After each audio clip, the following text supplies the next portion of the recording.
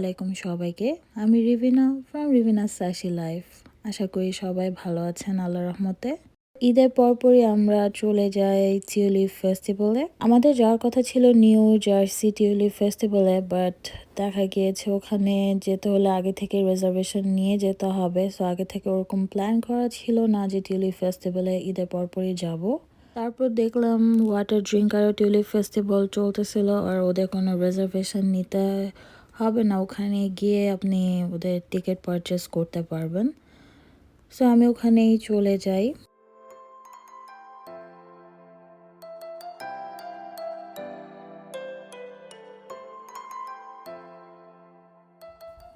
New ইয়র্কে basically tulip festival শুরু হয় মিড এপ্রিল থেকে মে পর্যন্ত। পরে মে শেষের দিকে আর টিউলিপ ব্লুম হয় না।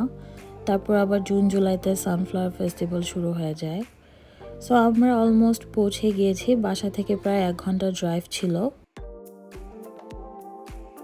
ওয়াটার ড্রিঙ্কারের এটা ছিল একটা ফ্যামিলি ফার্মস অ্যান্ড গার্ডেনের রেস্টুরেন্ট টাইপ। এখানে কফি, তারপর টিউলিপ রিলেটেড কুকিজ, কেক, সব ফ্লেভারের সব কিছু ছিল, প্লাস হ্যান্ডমেড কিছু সুভিনিয়ারও ছিল।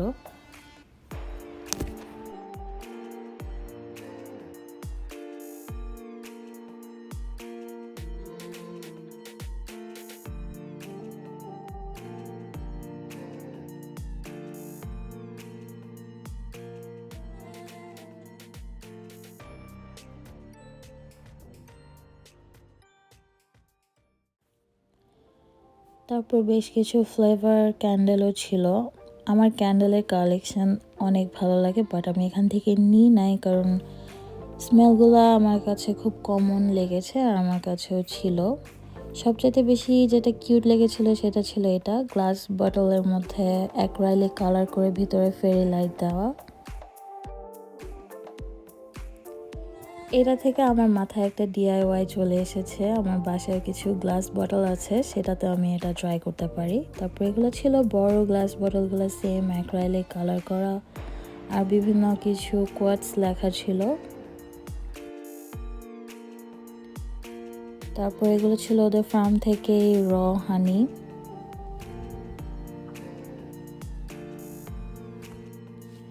এই র হানিগুলোর মধ্যে বিভিন্ন ধরনের অপশন দেওয়া ছিল, বিভিন্ন সাইজ ছিল, আবার হানি স্টিকও দেওয়া ছিল, এক একটা 50 সেন্টস করে সেল করতেছিল। তারপর গার্ডেনে কিছু সুভিনিয়ারও ছিল, আমার কাছে অনেক ভালো লেগেছে, নিব পরে আসার সময় আমি একদমই ভুলে গিয়েছিলাম আনতে। আমার কাছে এই গার্ডেনিং ওয়াটার পটগুলো অনেক ভালো লেগেছিল, পরে আর আনাই হয়নি, একদমই ভুলে গিয়েছি। টিউলিপ তুলতে তুলতে এত টায়ার্ড হয়ে গেছিলাম, পরে ভাবলাম যে থাক, আফসোস করে আর লাভ নেই, নেক্সট টাইম গেলে আবার নিয়ে আসা যাবে। সো এটা ছিল ওদের ইন্টারনাল ইন্টেরিয়র গার্ডেন। এখানে টিউলিপ ছাড়া অন্যান্য ফ্লাওয়ারগুলো ছিল। সো যেহেতু সিজন শেষ হয়ে আসছিল প্রায়, তো ওরা কিছু কিছু ফ্লাওয়ার সেলে দিয়ে দিয়েছিল।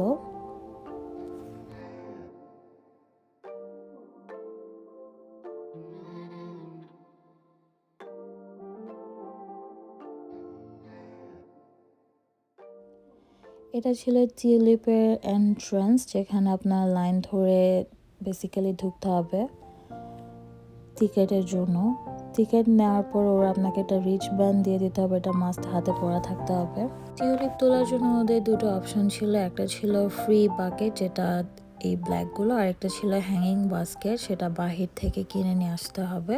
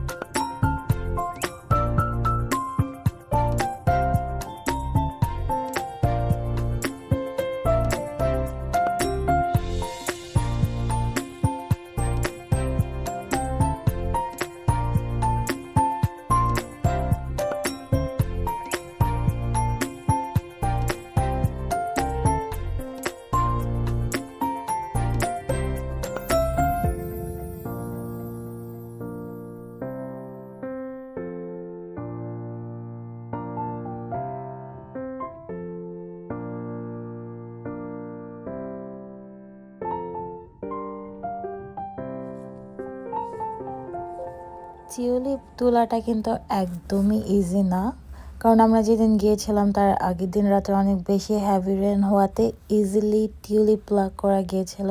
আদারওয়াইজ এটা এত শক্তভাবে মাটির সাথে লেগে থাকে, যখনই উঠাতে যায় তখনই বারবার এটার যে নিচের অনিয়নটা ওইটা বারবার আটকে যাচ্ছিল আর টিউলিপটা শুধু উঠে আসতেছিল।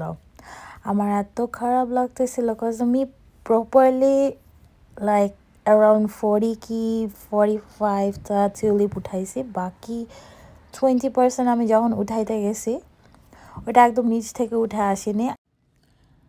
I feel so bad, like আমি টিউলিপ ওয়েস্ট করতে চাচ্ছিলাম না। টিউলিপ ফেস্টিভ্যাল থেকে যখন এক্সিট করতে হবে তখনই টিউলিপগুলো ওরা প্যাকিং করে দেয়। এভাবে প্যাকিং করার পরে নেক্সট একটা কাউন্টার থাকে ক্যাশিয়ার, ওখানে পে করে এক্সিট করতে হয়।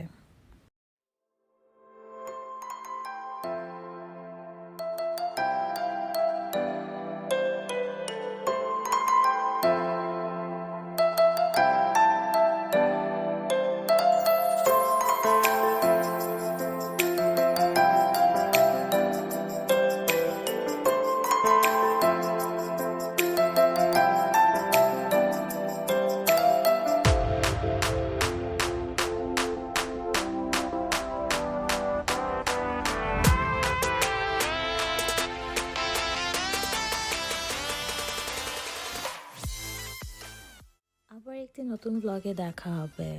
স্টে ব্লেস, স্টে হ্যাপি, আল্লাহ হাফেজ।